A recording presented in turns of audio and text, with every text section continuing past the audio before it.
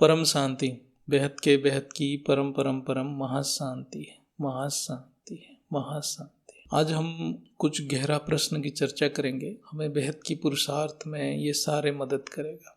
हमें कभी भी किसी भी चेतावनी से नहीं डरना है। बेहद की आत्माओं को तो कभी भी नहीं डरना है, केवल पुरुषार्थ के ऊपर फोकस रखना है। पुरुषार्थ में आगे बढ़ेंगे तो आत्मा की कल्याण होगा। यदि केवल चेतावनी से डरते रहेंगे तो पुरुषार्थ भी नहीं होगा। जब तक स्थूल शरीर है, एक ही कार्य है, अपने स्वरूप में टिके रहने की पुरुषार्थ। अंतिम समय तक ये चलता रहेगा। जितना हम गहराई में पुरुषार्थ करेंगे, हमारे आत्मा की शक्ति उतना इमर्ज होगा। लेकिन इसको समझना और एक्यूरेटली योग की विधि को करना बहुत जरूरी है। आज जो तमो प्रधान आत्माएं हैं, चाहे वो स्थूल में हो या सूक्ष्म में हो, सभी अपना कार्य कर रहे हैं।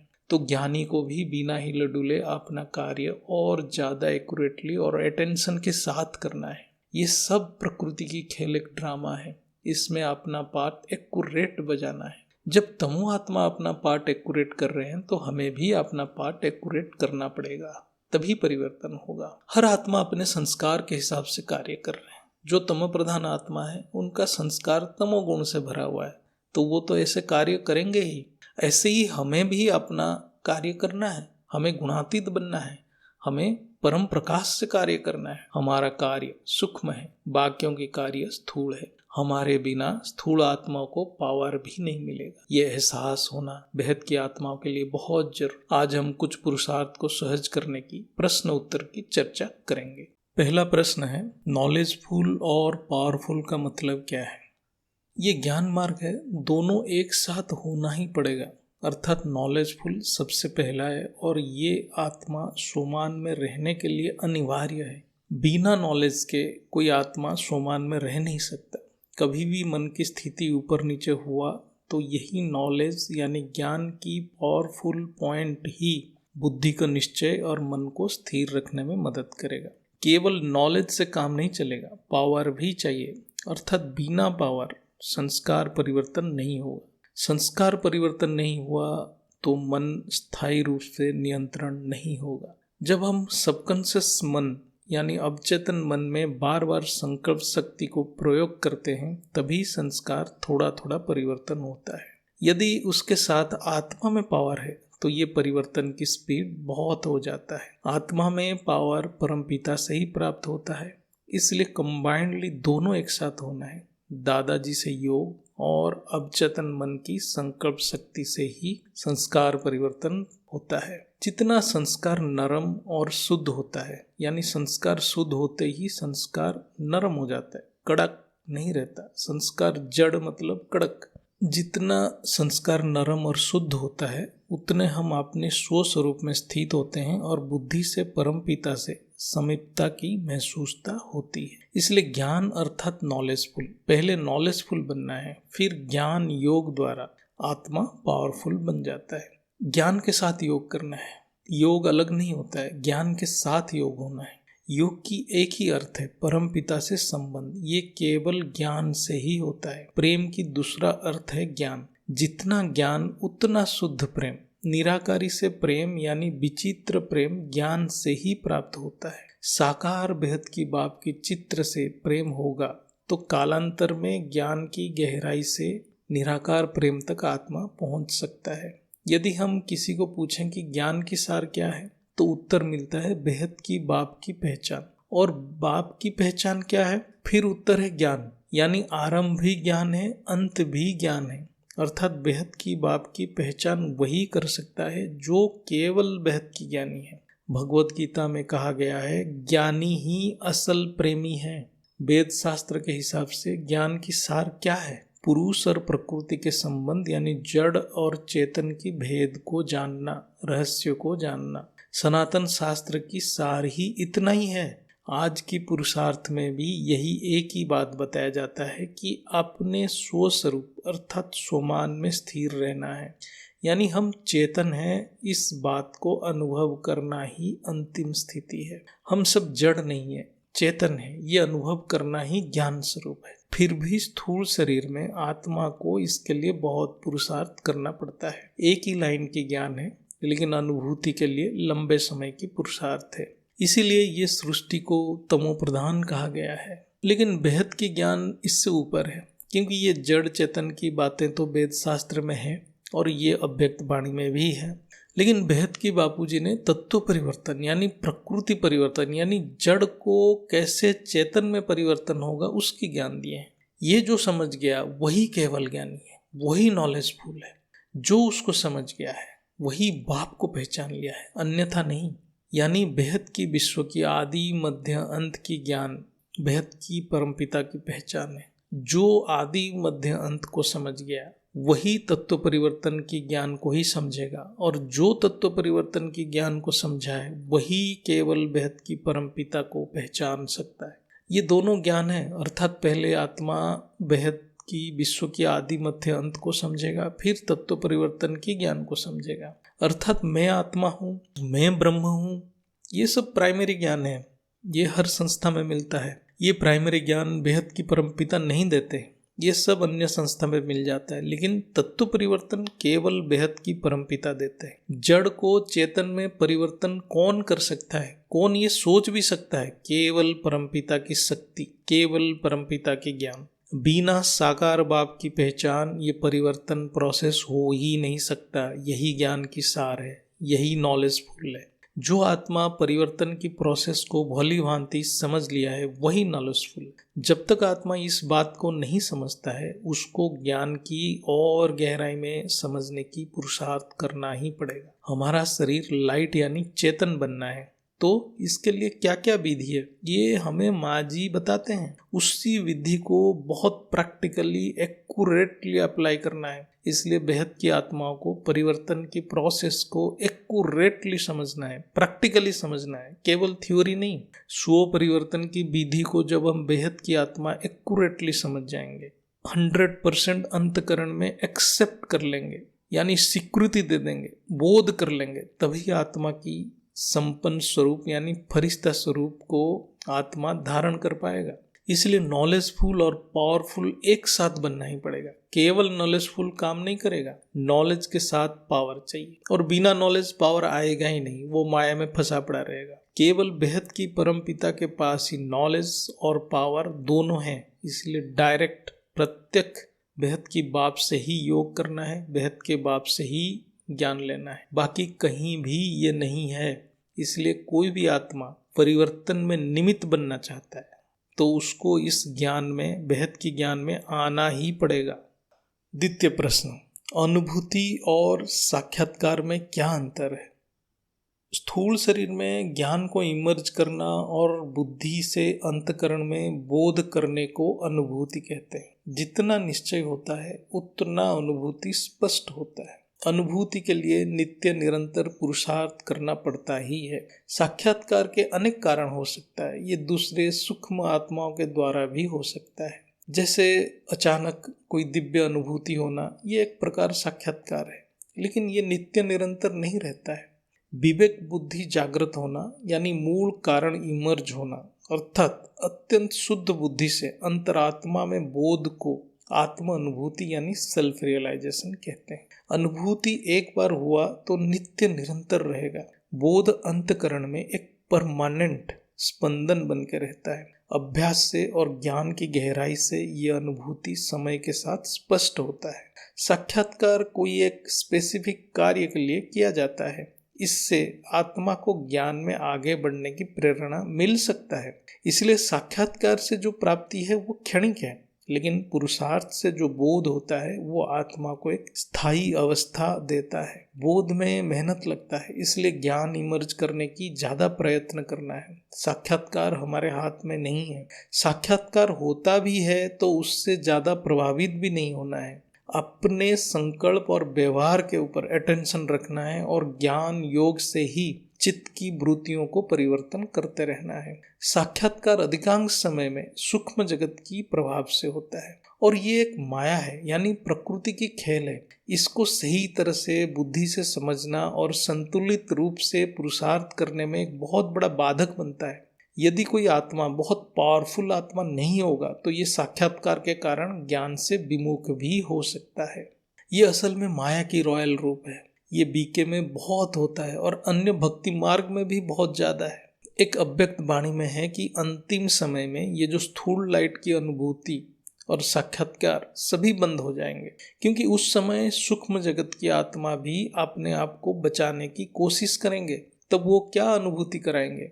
तब सभी आत्मा केवल बेहद की बाप की याद और पावर पे ही अपना परिवर्तन करेंगे। इसलिए ये साक्षात्कार के ऊपर निर्भर नहीं होना है या ज़्यादा महत्व देना ही नहीं है। ज्ञान रूपी परम प्रकाश की अनुभूति को ज़्यादा महत्व देना है और ज्ञान को इमर्ज करते रहना है। जितना पुरुषार्थ से अनुभूति होगा वही सही है। अपना पूर्ण सामर्थ्य लगा देना है, फिर परम पिता ही है। यानी संकल्प सबसे महत्वपूर्ण है। और एक प्रश्न है, एक बाप दूजा ना कोई, क्या एक मंत्र है? क्या ज्ञान मार्ग में मंत्र जपना है? ये बहुत गहरा प्रश्न है, इसको हमें गहराई से समझना है। मंत्र एक स्पंदन है जो पहले हमारे कारण शरीर में प्रभाव डालता है, फिर वो शब्द में प्रकट होता है। ज्ञान मार्ग में पहले ये संकल्प के रूप में पश्यंती शब्द बनता है, यानी एक प्रकार की वाइब्रेशन बनता है।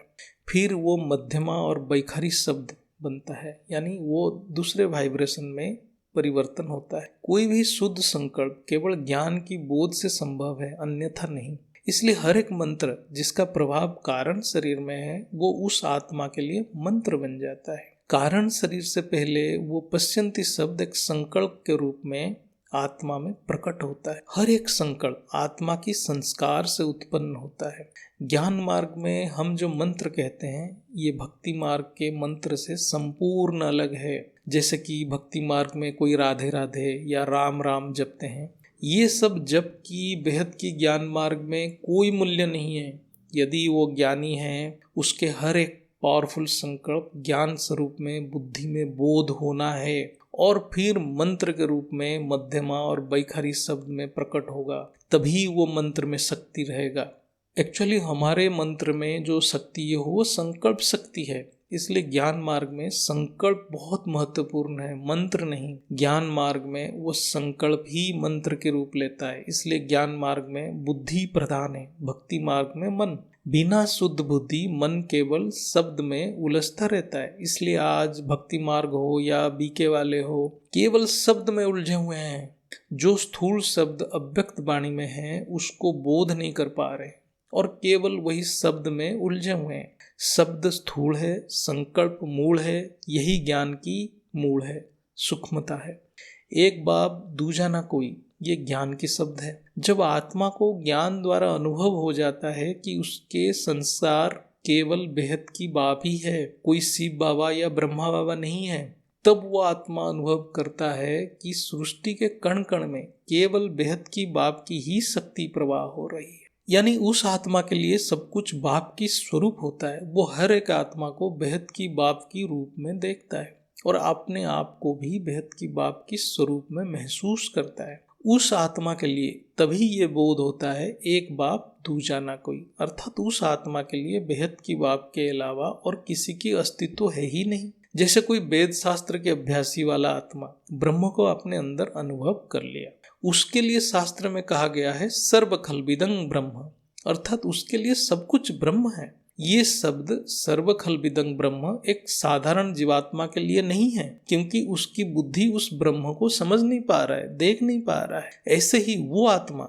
जो बेहद की बाप की शक्ति को हर तरफ महसूस करता है, उसके लिए ही ये शब्द है एक बाप दूजा ना कोई। ये ज्ञान की अनुभूति या संकल्प है, इसको बुद्धि से बोध करना है, तभी ये शब्द की मूल्य है। यानी पहले हम इसको बुद्धि से बोध करना है, तभी ये शब्द संकल्प रूप में प्रकट होता है। कोई आत्मा ज्ञान से ये बोध कर लेता है कि ये सृष्टि के हर कण में जो ऊर्जा है वो बेहद की परम पिता की है और उस आत्मा के अंदर भी जो ऊर्जा प्रवाह हो रहा है वो भी बेहद की परम पिता की ऊर्जा है। तब अपने आप अंतरात्मा में एक संकल्प उत्पन्न होगा, एक बाप दूजा ना कोई, और वो हर तरफ बाप की सर्वव्यापक रूप को अनुभूति करने लग जाएगा।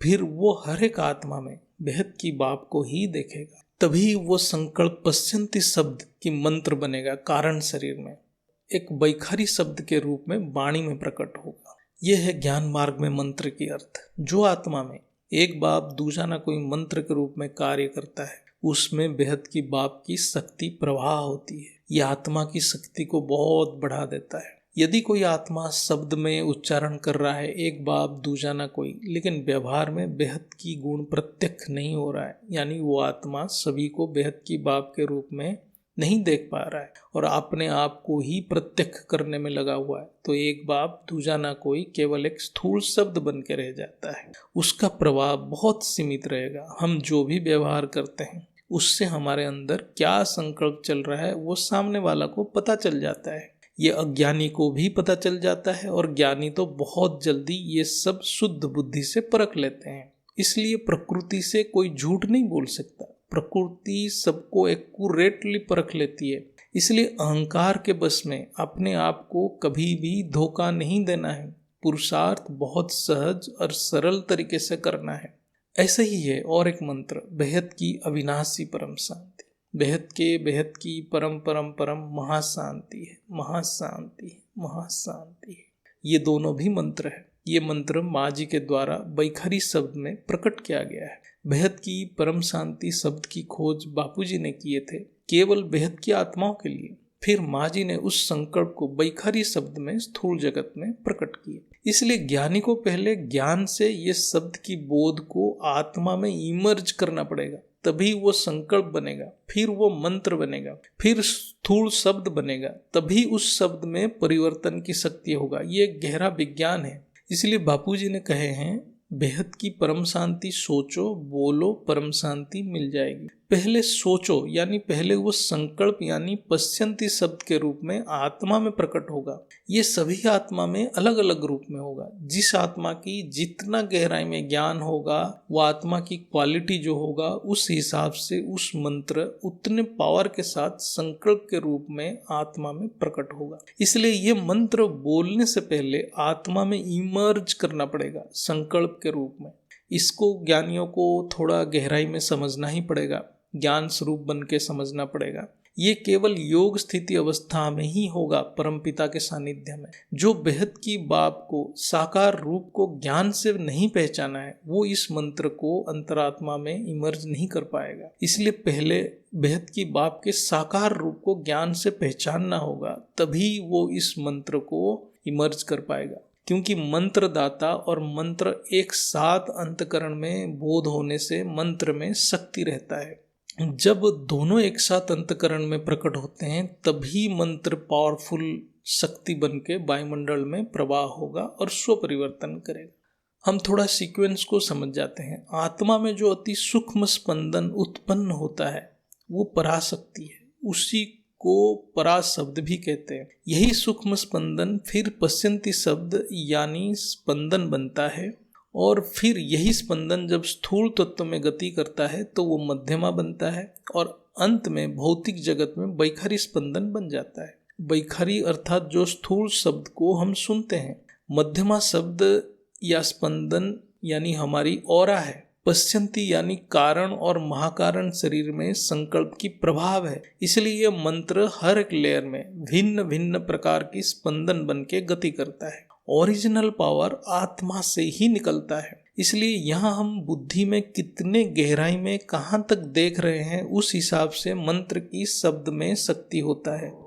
ये आत्मा की अति सूक्ष्म शक्ति है। संकल्प आत्मा की अति सूक्ष्म शक्ति है। हर एक मंत्र की प्रभाव अलग अलग है। ये हर आत्मा अनुभव कर रहा होगा और सबकी अलग अलग अनुभूति होता होगा। डिटेल जाने की जरूरत नहीं है। मेरे हिसाब से हर एक ज्ञान की मंत्र या संकल्प में बहुत सूक्ष्म पार्थक्य होता है। कुछ संकल्प या मंत्र निराकारी में समाने की शक्ति रखता है, कोई संकल्प या मंत्र आकारी शक्ति को धारण करने की पावर देता है। यहाँ थोड़ा हम चर्चा को गहरा करते हैं। निराकारी में आत्मा समाता है, आकारी रूप को धारण करता है और साकारी रूप से संबंध जोड़ के याद को एक्यूरेट करता है। इसको समझना बहुत जरूरी है, क्योंकि तीनों रूप को जो जानता होगा वही ये योग कर सकता है। इसलिए तीनों रूप को जानना बहुत महत्वपूर्ण है, नहीं तो ज्ञान अधूरा होगा। इसलिए साकारी रूप से संबंध जोड़ने से ही कालांतर में निराकारी और आकारी तक आत्मा पहुंचेगा, नहीं तो आत्मा माया में फंस जाएगा। इसलिए साकारी बाप की पहचान बहुत महत्वपूर्ण है। ये आकारी शरीर को लाइट की बॉडी कहा जाता है, जिसको हम फरिश्ता रूप कहते हैं। ये संकल्प द्वारा ही प्राप्त होता है। जो जितना एक्यूरेट अभ्यास करेगा उतना प्राप्ति होगा। इसलिए ज्ञान महत्वपूर्ण है। ज्ञान की बोध के बिना शब्द में कोई भी शक्ति नहीं रहेगा। ज्ञान को बोध करने में वेद शास्त्र बहुत मदद करते हैं। वेद शास्त्र में विधि नहीं है लेकिन समझ है। ऐसे ही अव्यक्त वाणी में विधि है लेकिन समझ नहीं है। इसलिए अव्यक्त वाणी को बहुत आत्मा स्थूल में ले लेते हैं और बहुत आत्मा लाइट पे ध्यान करने लग जाते हैं। स्थूल लाइट पे ध्यान करने से कुछ नहीं होता। ये जो बेहद की योग की विधि बेहद की परमपिता ने दिए हैं, ये सहज योग है, ये खुले आंख की योग है, अर्थात कर्म योग है। ऐसा देखा जाए तो आंख बंद करके तो कोई स्थूल व्यवहारिक कर्म नहीं कर सकता है। हमारे जो स्थूल आंख है वो स्थूल व्यक्त दृश्य को देखता है, लेकिन बुद्धि क्या देख रहा है वो महत्वपूर्ण है। साधारणतः हम जो स्थूल आंख से देखते हैं उसका प्रभाव बुद्धि में पड़ता है। इसलिए हम कर्म करने के समय पे सुमान में रह नहीं पाते हैं और हम सब प्रकृति के अधीन हो जाते हैं। इसलिए पहले बंद आंख में इसको बहुत अभ्यास करना है, जिससे कि हम बुद्धि को शुद्ध करते जाएं और ज्ञान को स्पष्ट प्रत्यक्ष कर सकें। तब खुले आंख में योग यानी कर्मयोगी बन सकते हैं। कर्मयोगी एक बहुत हाईएस्ट लेवल की योग है। कर्मयोग समाधि से भी बहुत ही ऊंची स्थिति है। आज तक जितने भी जानकारी है उसके हिसाब से, सनातन ज्ञान के हिसाब से केवल श्री कृष्ण ही संपूर्ण कर्मयोगी थे। और अभी के समय में हमारे दादाजी बेहद की आत्माओं के लिए एक संपूर्ण कर्मयोगी के उदाहरण है। मेरे हिसाब से जितना भी मेरा ज्ञान है आज के समय में दादाजी के अलावा और कोई भी, हमारे बापूजी के अलावा और कोई भी परफेक्ट कर्मयोगी नहीं है और हो भी नहीं सकता। कर्मयोगी अर्थात ज्ञान और योग की एक सुप्रीम संयोग, सुप्रीम परफेक्शन है। कर्मयोगी में ज्ञान की बहुत गहराई और योग की बहुत एक्यूरेसी चाहिए। कर्मयोगी अत्यंत पावरफुल और उच्च कोटि की आत्मा को प्राप्त होता है। परम शांति, बेहद की परम महाशांति, महाशांति, महाशांति।